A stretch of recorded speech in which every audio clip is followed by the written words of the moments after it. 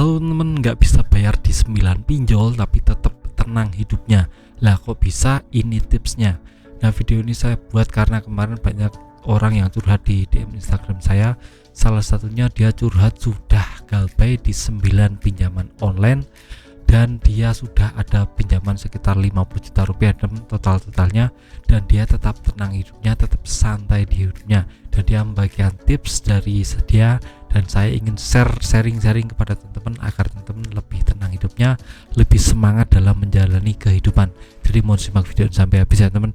Nah, yang pertama, dia sudah galbay di 9 pinjol dan dia sudah tahu resikonya. Nah, ini sangat penting sekali bagi teman-teman yang baru awal-awal galbay, mungkin belum paham tentang masalah ini. Jadi kita harus tahu seluk-beluk tentang resiko jika kita galbay. Yang pertama, jelas bunga dan denda itu pasti berjalan sesuai dengan ketentuan ya teman. Jadi 0,1% per hari itu adalah bunga harian yang harus kita terima sebagai konsekuensi jika kita sudah melakukan galbay di pinjaman online.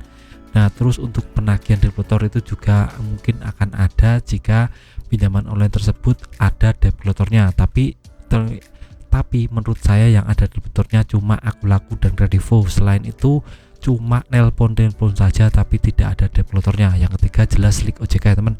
Nah, itu dia sudah tahu resikonya. Yang kedua, dia sudah paham bahwa perkara pinjol itu adalah perkara perdata. Nah, ini tentang masalah mindset ya teman. Kalau kita umpamanya tersandung masalah perdata, itu tidak akan ada satu delik hukum pun yang akan mengganggu teman-teman. Saya tegaskan di sini, tidak ada satu delik pun yang akan menghampiri teman-teman. Misalnya akan dipenjara atau sita aset, itu tidak akan pernah bisa menghampiri teman-teman. Selama teman-teman taat pada hukum dan tidak berbuat anarkis kepada debitor, teman-teman akan aman-aman saja. Nah, sebaliknya debitor jika datang dengan anarkis, berbuat kasar, itu dia sudah melanggar hukum, terlanggar SOP dari OJK, dan itu sudah diatur oleh OJK pada peraturan pasal 19 tahun 2023 yang jelas-jelas mengatur tentang penagihan debitor tidak boleh menagih secara kasar, intimidasi, dan melakukan hal-hal anarkis. Ini sudah ada aturannya, jadi debitor tidak bisa seperti itu.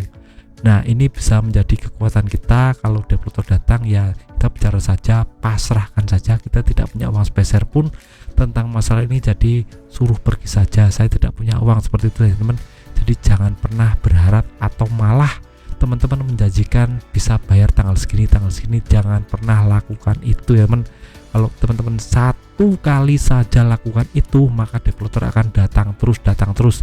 Teman-teman akan stres sendiri menghadapinya kalau teman-teman berjanji seperti itu. Jadi saya sarankan, kalau sudah punya pinjaman online, ya bicara apa adanya, pasrah, saya tidak punya uang untuk membayar, seperti itu ya teman.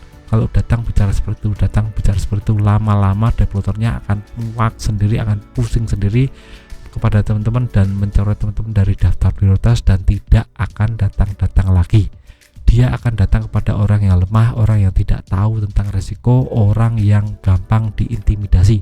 Jadi teman-teman harus kuat mentalnya, harus bicara apa adanya, harus tahu syarat dan ketentuan, harus tahu hak dan kewajiban debitor kepada teman-teman. Itu wajib teman-teman tahu. Nah, untuk yang ketiga, dia pasrahkan kepada Tuhan tentang masalah galbay ini. Dia tidak punya uang sepeser pun, jadi dia berdoa kepada Tuhan, kepada Allah, agar dijauhkan atau dilepaskan dari jerat pinjaman online. Dan dia sudah, teman saya ini yang cari curhat tadi, dia sudah pindah domisili, jadi dia sekarang aman dari penagihan debitor.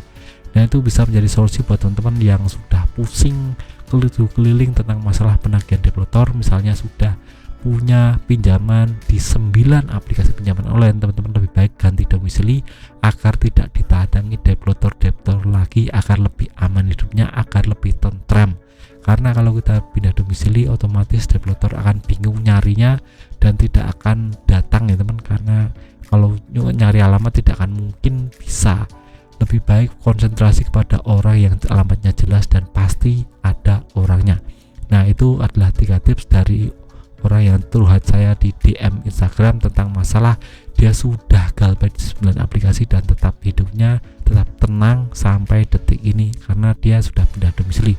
Nah, buat teman-teman yang merasa terinspirasi dan bisa mengambil manfaat dari ini, semoga teman-teman lebih aman dan lebih yang namanya bebas dari jerat pinjaman online. Teman-teman harus lebih positive thinking, lebih bersemangat menghadapi hidup, jangan lokro ya teman. Jadi teman-teman tetap semangat, tetap menebarkan kegiatan positif dan berpikir, berserah diri kepada Allah, minta perlindungan agar bisa terlepas dari jerat pinjaman online. Itu saja video singkat dari saya, semoga bermanfaat. Tetap semangat untuk kehidupan yang lebih baik.